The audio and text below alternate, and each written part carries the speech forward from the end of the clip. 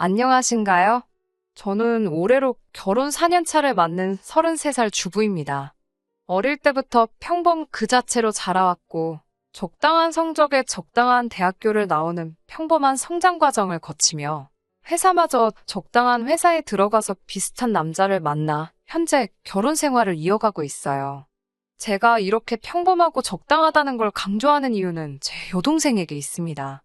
집안마저도 평범한 저희 집에 어떻게 이런 여동생이 태어났나 싶을 정도로 제 동생은 많은 축복을 가진 채 태어났어요. 외모도 발군해 성격도 좋고 거기에 성적까지 좋았습니다. 친정 부모님께서 저를 차별하면서 키우시지는 않았지만 아무래도 배우기만 하면 항상 뭐든지 잘 해내는 여동생에 비하면 저는 정말 평범한 사람 그 자체였어요.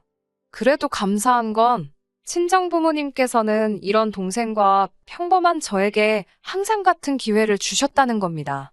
제 동생은 그 중에서도 예술 쪽에 특출난 재능을 보여줬고, 대학교에 들어감과 동시에 유럽에 있는 유명한 미대로 유학을 떠나게 되었습니다.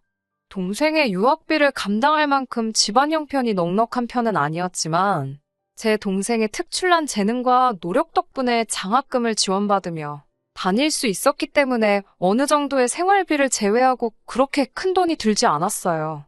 학교를 졸업하고 나서도 동생은 계속 유럽에 머물며 직장 생활을 하게 되었고, 저는 한국에서 회사를 다니며 미래를 준비하고 있었어요.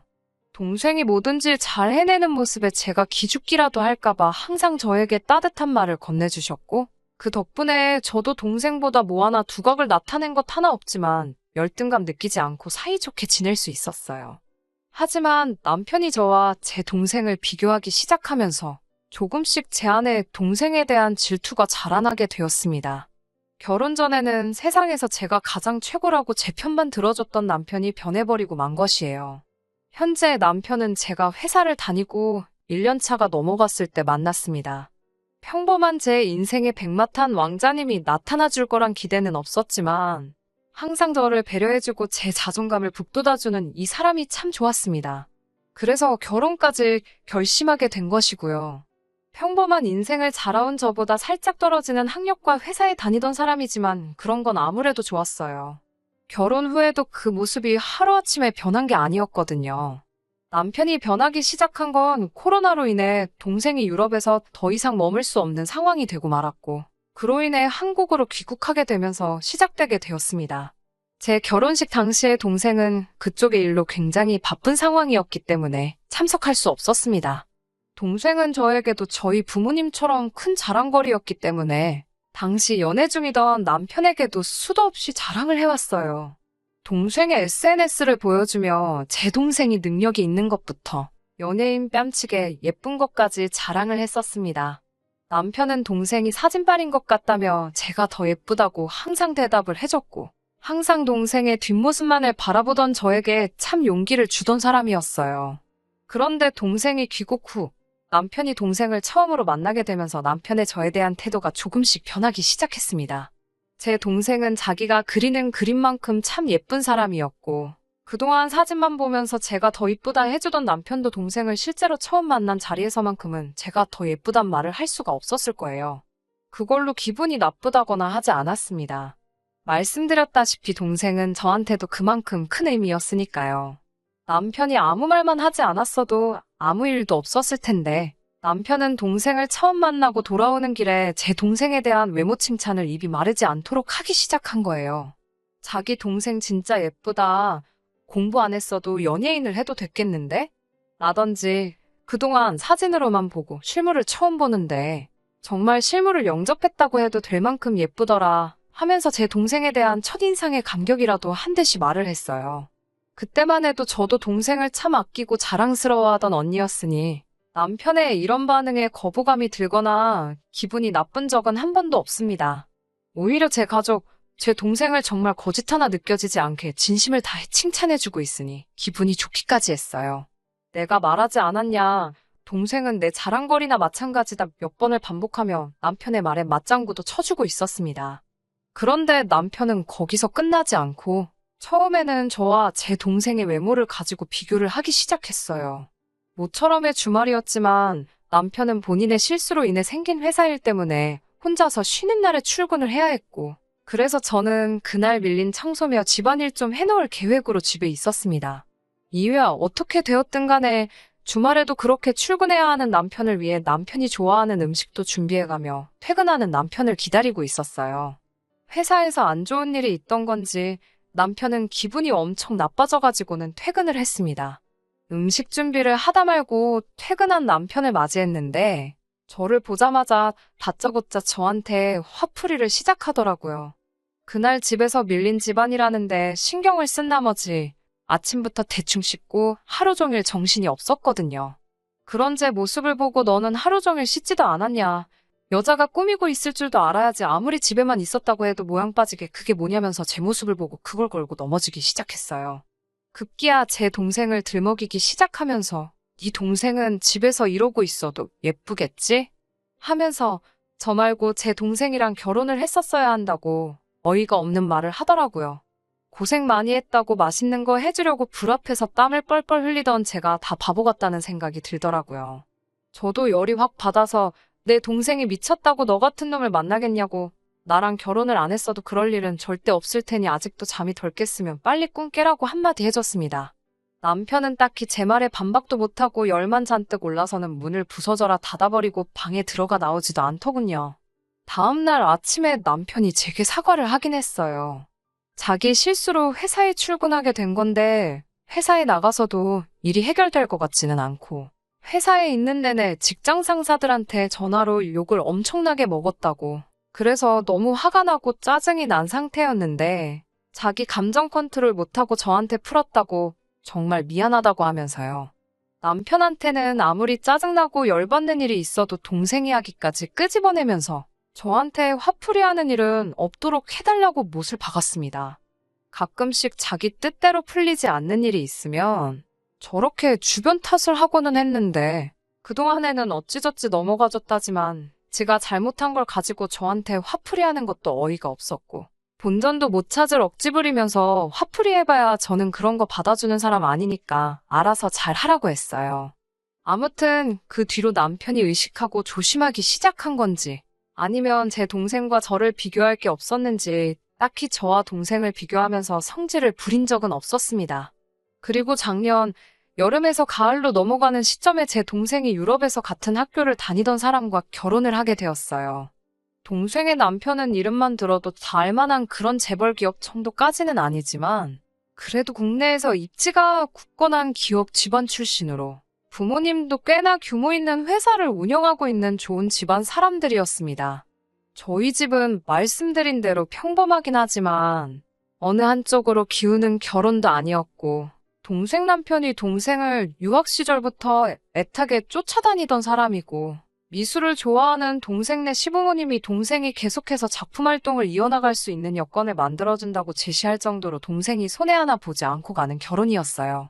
아무튼 결혼식을 앞두고 동생네 부부 저희 부부가 식사 자리를 가졌는데 그동안 잠잠했던 남편이 또 당시 동생의 결혼 상대였던 남편을 앞에 두고 쓸데없는 너스레를 떨기 시작하는 거 아니겠어요.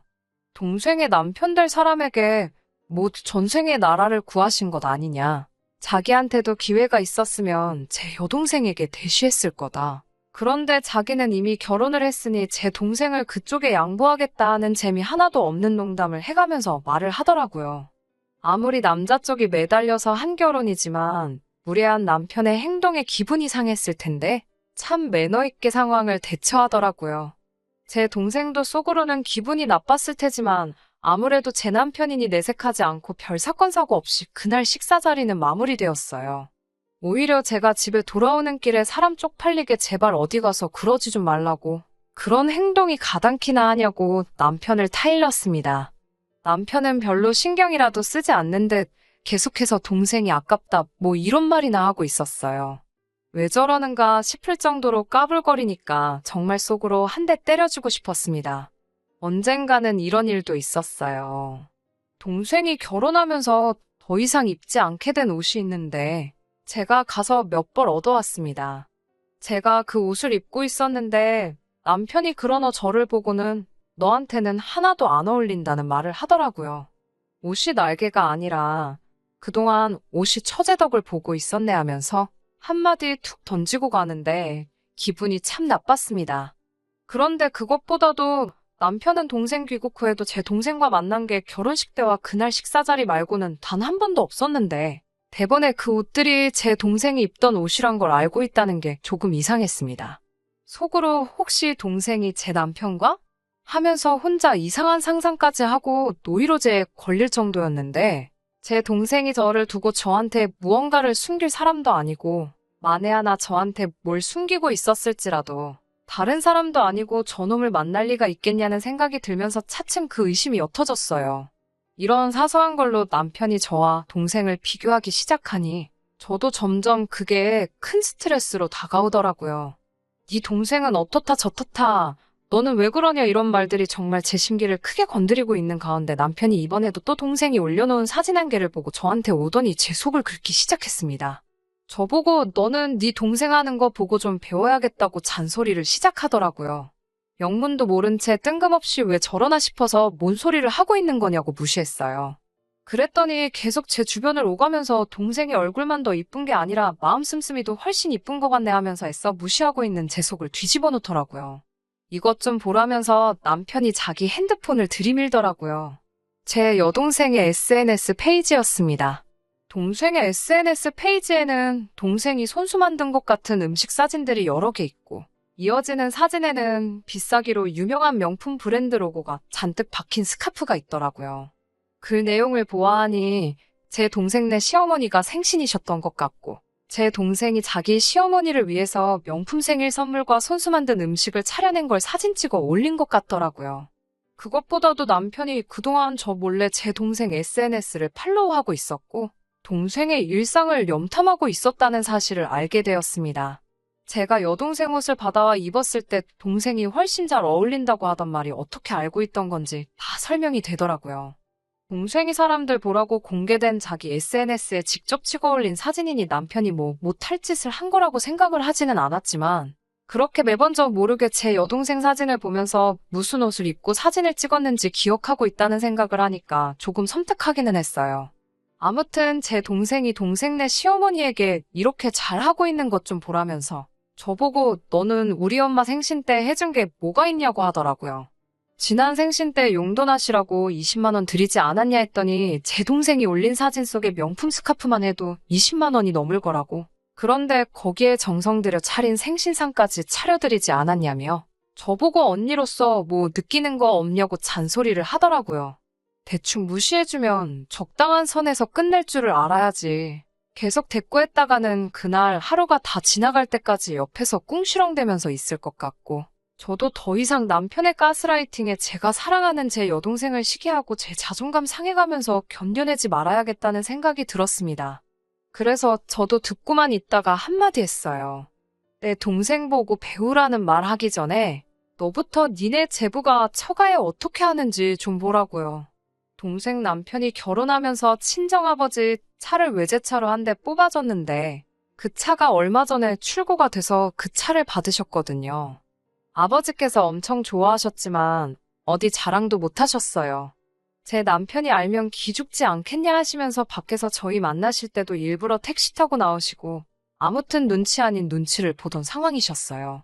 그런데 남편이 이렇게 나오니 저도 더 이상 숨겨야 할 이유도 모르겠고 남편도 남과 비교당하는 게 얼마나 기분 더러운 일인지 한번 느껴봐야 한다는 생각이 들어서 그냥 말해버렸습니다.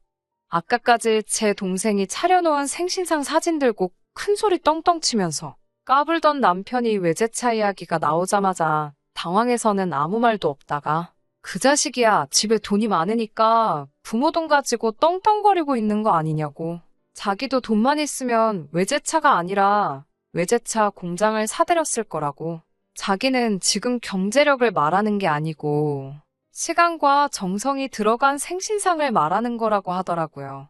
저처럼 정성 없이 얼마 되지도 않는 푼돈 가지고 때우려는 것부터 이미 글렀다고. 제 동생 마음 씀씀이를 보고 배우라고 하는 말이라고 입에 거품을 물면서 떠들었어요. 제부가 해준 게 외제차뿐이겠냐고 동생 남편이 저희 부모님께 잘하는 만큼 동생이 잘하는 거 아니겠냐고 한마디 했죠. 너야말로 우리 부모님한테 뭐 하나 해준 적이 있냐? 경제력 이야기도 잘 말했다고. 아무리 제부가 잘 나간다고 한들 외제차를 마음먹으면 한 대씩 뽑을 재력이 되겠냐고. 아무리 못해도 1년치 월급은 다 털어야 할 텐데 너는 한 달치 월급만큼의 선물이라도 한 번 해드린 적이 있냐고 따졌습니다.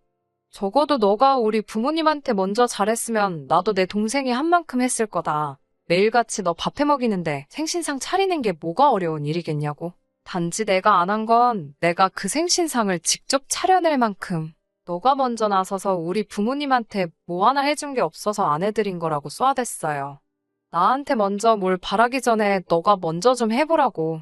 외제차가 아니라 외제차 모형을 사드려도 마음에서 우러나와서 친정부모님 챙겨준 거면 저도 생신상을 음력양력 다 쳐서 1년에 2번씩도 차려드릴 수 있다고 했습니다. 그제서야 남편이 입을 다물더군요. 아마 분해도 엄청 분했을 거예요.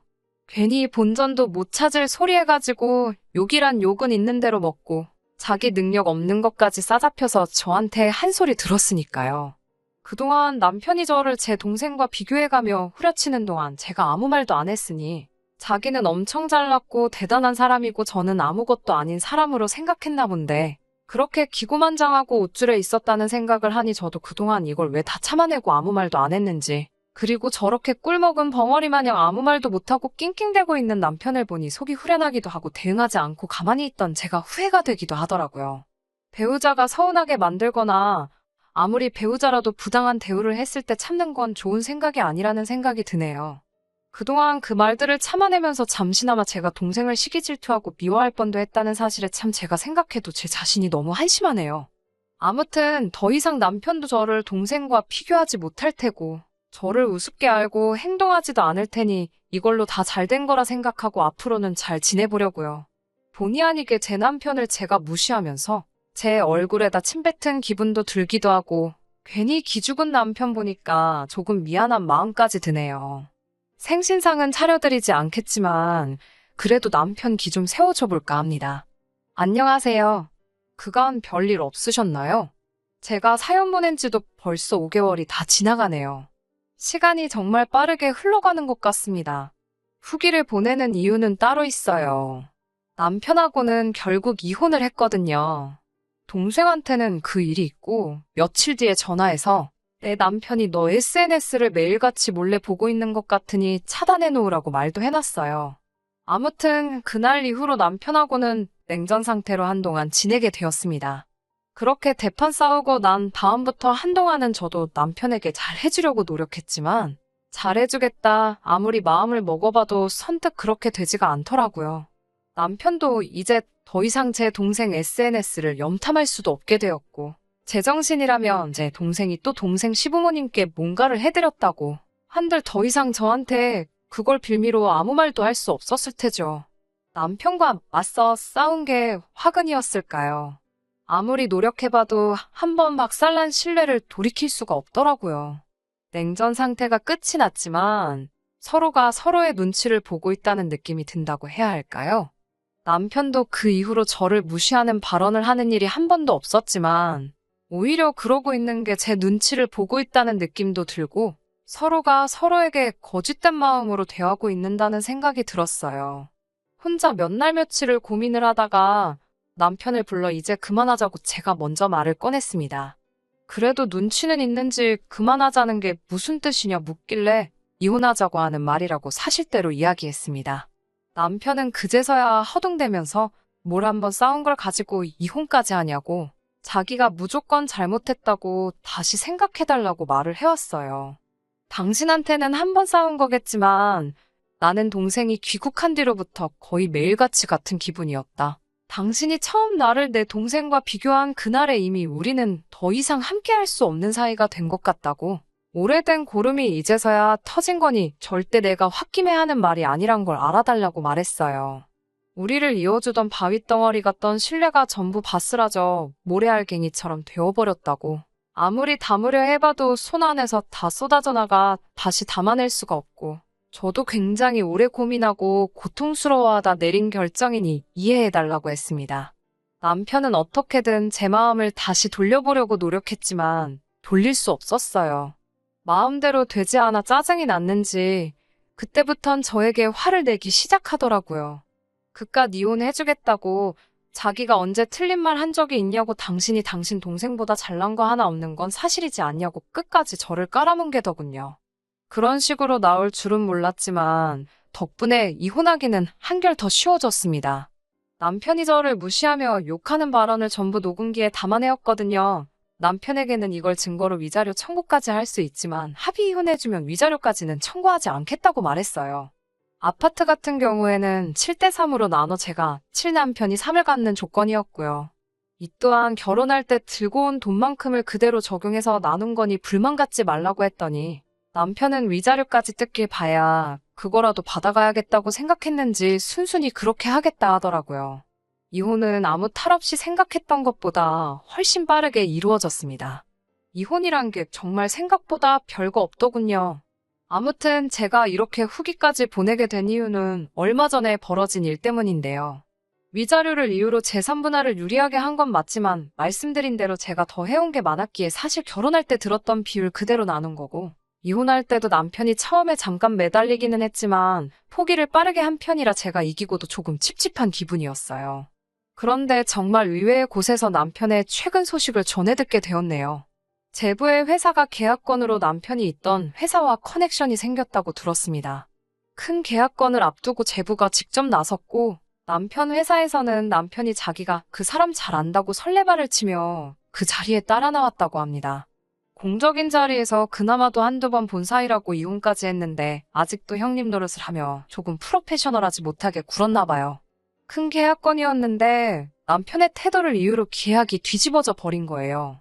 제부가 사적인 감정으로 저를 위해서 계약을 뒤집어 버렸다고 생각하지는 않아요. 공과 사는 확실한 사람들이니까 분명 남편의 행동 때문에 신뢰도가 떨어졌던 게 더 컸을 겁니다. 아무튼 그렇게 계약건은 날아가 버리고 남편은 그 책임 문제로 회사에서 잘렸다는 소식을 들었어요. 남편이 몸담고 있던 업계가 좁은 바닥이라 실무 중에 태도 문제로 회사에서 잘렸다는 소문이 돌면 다시 취직하기도 힘들 거라는 말을 들었네요. 조금 안 됐기도 합니다. 이혼해서 가정도 잃고 이제는 직장까지 잃게 되었으니까요. 아직도 제 손으로 직접 한 방 먹여주지 못한 게 아쉽기는 하지만 이 정도면 충분히 벌을 받은 거라고 생각합니다. 이제라도 마음 고쳐먹고 남을 평가하기 전에 자기부터 되돌아볼 줄 아는 겸손한 사람이 되었으면 좋겠네요. 걱정이 하나도 되지 않지만 이제는 마음 씀씀이 고쳐먹고 어디 가서 밥은 굶지 않고 잘 살면 좋겠네요. 왜냐하면 저는 앞으로 더 행복하게 잘 살 계획이니까요. 사연이 기억 안 나시는 분들도 많으실 텐데 저의 요즘 행복한 근황을 전해드려보려고 이렇게 사연 보내봤습니다. 기억해주시는 분들께 모두 감사드려요. 저는 이만 글 줄이도록 하겠습니다. 끝까지 들어주셔서 감사합니다. 오늘의 사연은 여기까지입니다. 구독과 좋아요, 알람 설정 부탁드리고 더 좋은 사연으로 다시 찾아뵙겠습니다. 감사합니다.